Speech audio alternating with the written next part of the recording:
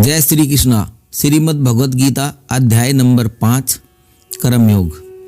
अर्जुन श्री कृष्ण से कहते हैं, हे माधव, पहले आप मुझसे कर्म त्यागने के लिए कहते हैं और फिर भक्तिपूर्वक कर्म करने का आदेश देते हैं।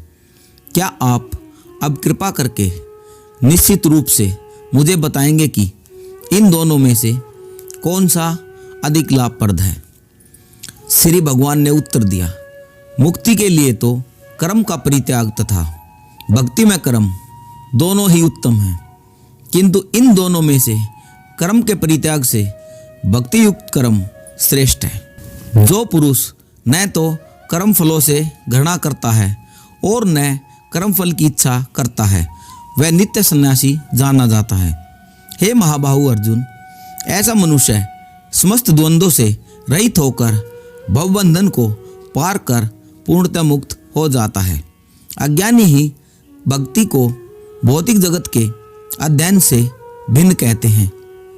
जो वस्तुतः ज्ञानी हैं वे कहते हैं कि जो इनमें से किसी एक मार्ग का भली भांति अनुसरण करता है वह दोनों के फल प्राप्त कर लेता है। जो यह जानता है कि अध्ययन द्वारा प्राप्य स्थान भक्ति द्वारा प्राप्त किया जा सकता है और इस तरह जो सांख्य योग तथा भक्ति योग को एक समान देखता है वही वस्तुओं को यथारूप में देखता है।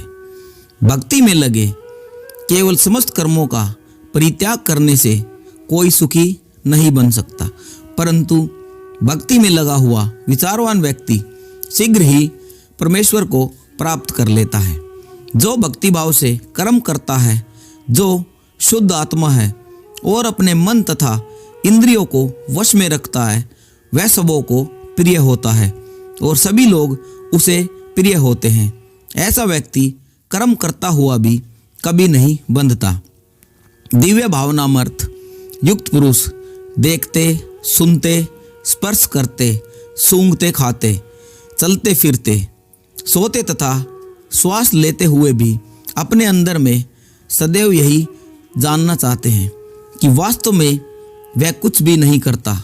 बोलते, त्यागते, ग्रहण करते या आंखें खोलते बंद करते हुए भी यह जानता रहता है कि भौतिक इंद्रियां अपने अपने विषयों में प्रवृत्त है और वह इन सब से पृथक है। जो व्यक्ति कर्म फलों को परमेश्वर को समर्पित करके आशा रहित होकर अपना कर्म करता है, वह पाप कर्मों से उसी प्रकार अप्रभावित रहता है जिस प्रकार कमलपत्र जल से अस्पर्श रहता है। योगीजन आशा रहित होकर शरीर, मन, बुद्धि तथा इंद्रियों के द्वारा भी केवल शुद्धि के लिए कर्म करते हैं। निश्चल भक्त शुद्ध शांति प्राप्त करता है क्योंकि वह समस्त कर्म फल मुझे अर्पित कर देता है। किंतु जो व्यक्ति भगवान से युक्त नहीं है और जो अपने श्रम का फलकामी है वह बंध जाता है। जब देहधारी जीवात्मा अपनी प्रकृति को वश में कर लेता है और मन से समस्त कर्मों का परित्याग कर देता है, तब वह 9 द्वारे वाले नगर भौतिक शरीर में बिना कुछ किए सुखपूर्वक रहता है। शरीर रूपी नगर का स्वामी देहधारी जीवात्मा न तो कर्म का सर्जन करता है, न लोगों को कर्म करने के लिए प्रेरित करता है, न ही कर्म फल की रचना करता है। यह सब तो प्रकृति के गुणों द्वारा किया जाता है। परमेश्वर न तो किसी के पापों को ग्रहण करता है न पुण्यों को, किंतु सारे देहधारी जीव उस अज्ञान के कारण मोहग्रस्त रहते हैं जो उनके वास्तविक ज्ञान को आच्छादित किए रहता है। किंतु जब कोई उस ज्ञान से प्रबुद्ध होता है जिससे अविद्या का विनाश होता है, तो उसके ज्ञान से सब कुछ उसी तरह प्रकट हो जाता है जैसे दिन में सूर्य से सारी वस्तुएं प्रकाशित हो जाती हैं।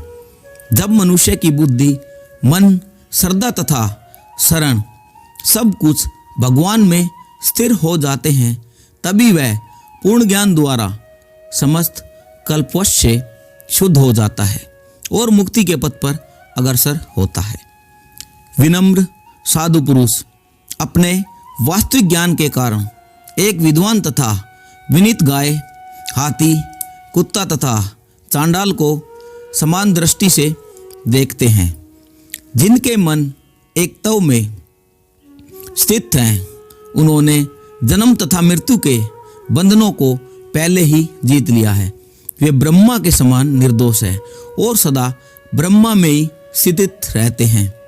जो न तो प्रिय वस्तु को पाकर हर्षित होता है और न अप्रिय को पाकर विचलित होता है, जो स्थिर बुद्धि है, जो मोह रहित है और भगवत विद्या को जानने वाला है, वह पहले से ही ब्रह्मा में स्थित रहता है। ऐसा मुक्त पुरुष भौतिक इंद्रिय में की ओर आकृष्ट नहीं होता, अपितु सदैव समाधि में रहकर अपने अंतर में आनंद का अनुभव करता है। इस प्रकार स्वरूप प्रसिद्ध परब्रह्मा एकाग्रचित होने के कारण असीम सुख भोगता है। बुद्धिमान मनुष्य दुख के कारणों में भाग नहीं लेता, जो कि भौतिक इंद्रियों के संसर्ग से उत्पन्न होते हैं।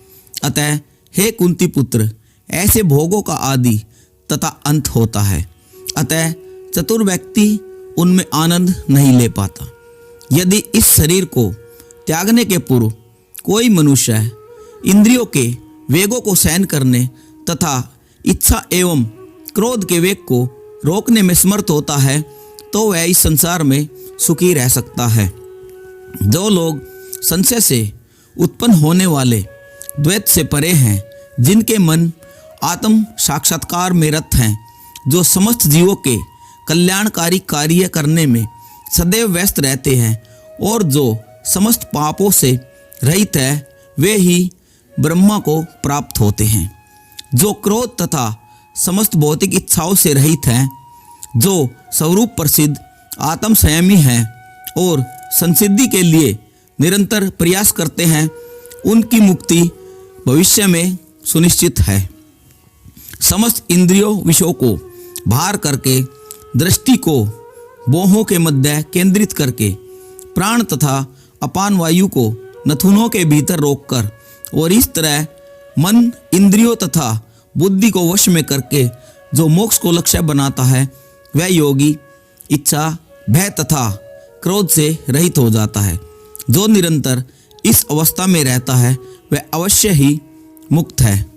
मुझे समस्त योगों तथा तपस्याओं का परम भोक्ता, समस्त लोकों तथा देवताओं का परमेश्वर एवं समस्त जीवों का उपकारी एवं हितैषी जानकर मेरे भावना अमृत से पूर्ण पुरुष भौतिक दुखों से शांति लाभ प्राप्त कर सकता है। इस प्रकार श्रीमद् भगवद गीता के 5वें अध्याय कर्मयोग का भक्ति वेदांत तात्पर्य पूर्ण हुआ।